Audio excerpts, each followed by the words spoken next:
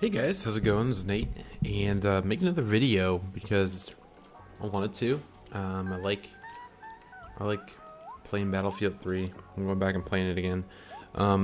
Today's commentary, I think, kind of though I'm not gonna use M16A3. Sorry. It's a bad choice. F2000. There we go. It's not a bad choice. That gun is just way OP.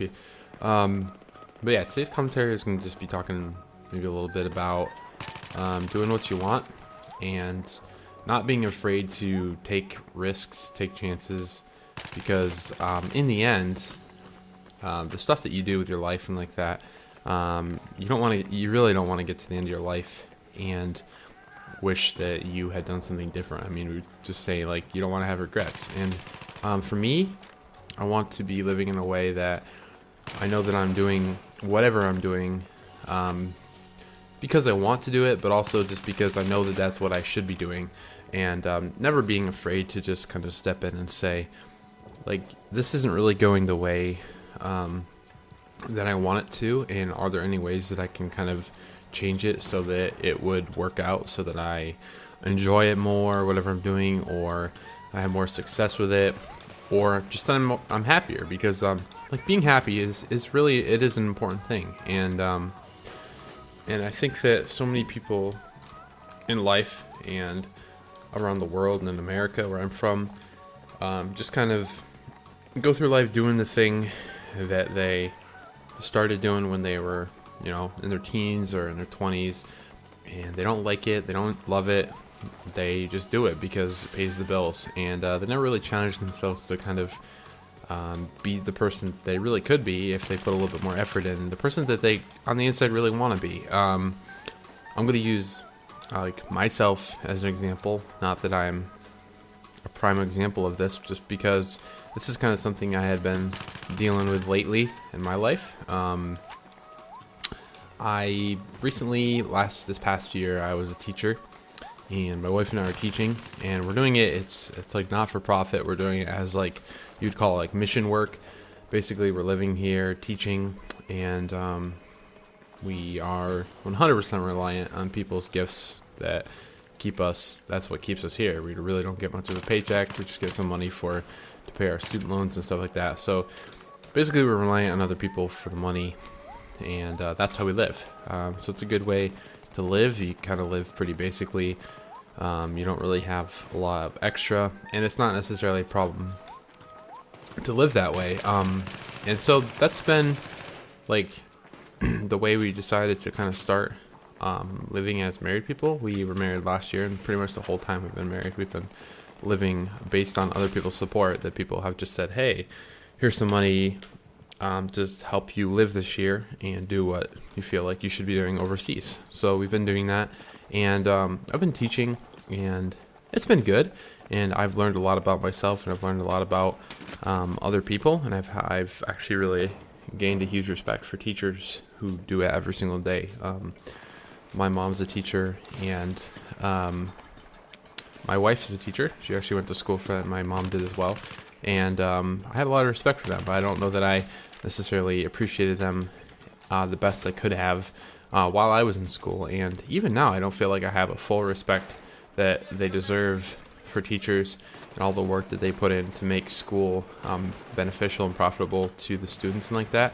But I think it's better than it has been, and I want to continue to just kind of like learn to appreciate those that put time in, I guess, to kind of educate people so that they can live out their dreams, or live out whatever their passions are in life. Because without a good education, it really isn't possible in this kind of world to do that. And so I do appreciate that. Kind of getting off topic though, but basically it just kind of teaching isn't for me. Teaching isn't something that I went to school for. It's nothing that I have ever had as like a life goal.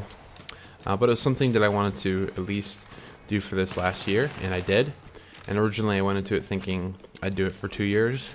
But just at some point during this past year, I had an opportunity where next year I'll be able to do kind of what I went to school for. I'll be able to go to school. I went to school for design, and I'll be able to next year work with a team internationally through the internet. And it's kind of awesome how the internet works. You can just like connect with people even if you're not there, which is just so great, so convenient and helpful. But basically I'll be able to work basically via Skyping in and just, you know, interactions over the internet and doing design, something that I love to do, something that I have felt for a very long time is what I should do with my life. And obviously I still feel that way, and I'm just really excited to do that. But I guess like the moral of the story for me and what I'm trying to get across is like the point of this video is that wasn't an easy decision, and it wasn't necessarily an easy process that led me to that. I have a lot of reasons to had never said anything, to never kind of change the way things were heading this year. But at the end of the day, plans change. I was planning on teaching for 2 years. Plans change, and my plans changed dramatically. I'm not going to be teaching anymore. Sorry, I'm chewing on an M&M. Hope that's not distracting. But I'll be designing, and for me that took some hard conversations. It took some like looking into just the decisions I made and saying like, well, I said I would do this. Now what are people going to think of me? That I've changed my mind, that I'm just kind of wish-washy, kind of all over the place in my decision making. But at the end of the day, the decision that I kind of had to make was like, this is what I really feel like I should be doing. Like, what is more important than doing that? What's more important than doing something that you feel that you were born to do? And I guess the answer to that question for me is obviously there's nothing more important than that. Doing something that you feel that you kind of are here to do, and that's your gifting, that's the talents that you have. That's an important thing, to follow that and not to kind of just go along to get along, if that makes sense. And that's not to say make a hard time out of it, or, you know, purposely be hard to deal with just so you can get what you want. That's not what I'm saying at all. But that sometimes to get what you want and to do the things that you want to do, it's a hard road, and it's maybe a bit of a challenge, and it takes a little courage to kind of initiate that process and to kind of get it off the ground. And so for me, I'm excited. Through all this, I've kind of learned a little bit more about myself, and the fact that you don't always have to be doing like what you love. You can do some stuff for a while that you don't love, but I think it's so important to never like give up on that dream of doing what you love and what you feel like you should be doing, because that's where you're going to feel fulfilled. That's where you're going to feel satisfied in the fact that you are kind of fulfilling your purpose and what you think you should be doing. It's just a huge reason. I think just like I said before, so many people are unhappy with what they're doing in life, and I just think it's it has to be a leading cause.